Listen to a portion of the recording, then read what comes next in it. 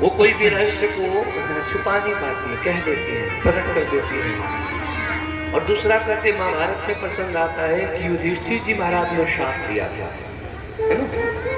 क्यों श्राप दिए थे? तो बोले जब पूरे कौरव मारे गए और धर्मराज युधिष्ठिर महाराज पिंड दान कर रहे थे, तो कुंती में कही कि एक पिंड कर्ण के लिए भी दे दो। युधिष्ठिर जी बोले माँ, कर्ण तो न पांडव था न कौरव था, उसके लिए क्यों पिंड दान करें? तब कुंती मैया ने कहा वो पांडव था और तुम्हारा बड़ा भाई था।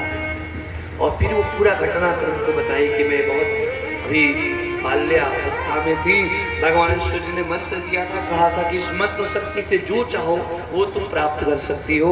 मैंने पुत्र की कामना कर ली और मुझे वो प्राप्त हुआ था, भगवान सूर्य के मंत्र से वो प्राप्त था। तो हमारे आज कर्ण भैया हम सबके बीच होते, जाओ मैं यहाँ से साफ देता हूँ, आज से कोई भी माता इतनी बड़ी रहस्य को नहीं छुपा पाए, ये साफ था।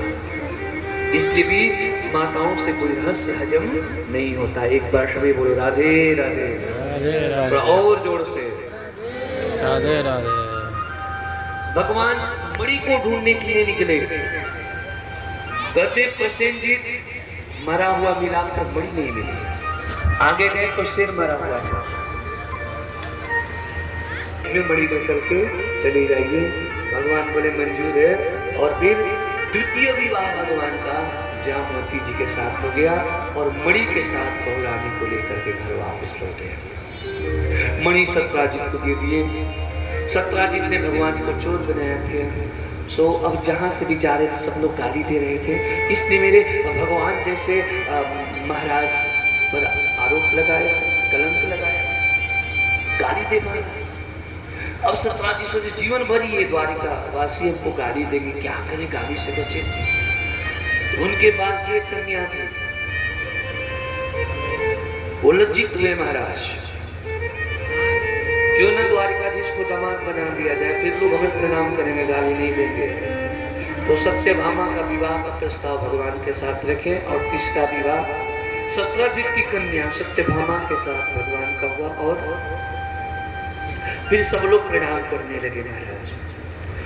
चौथा विवाह कालिंदी यमुना जी के साथ हुआ था। यमुना मैया घनघोर जंगल में तपस्या कर रही थी, भगवान अर्जुन के साथ जा रहे थे। अर्जुन से बोले कि जाकर पूछो ये कौन है और इस घनघोर जंगल में किसके लिए आराधना कर रही है। अर्जुन जाकर पूछे, कहो देवी आप कौन हो, भगवान द्वारिकाधीश हमको आपके पास भेजे, और इस घनघोर निर्जन जंगल में अकेले क्या कर रही हो, किसके लिए आराधना। वह कन्या बोल उठी, अहम देवस्य सवितुर दुहिता पतिमिच्छति।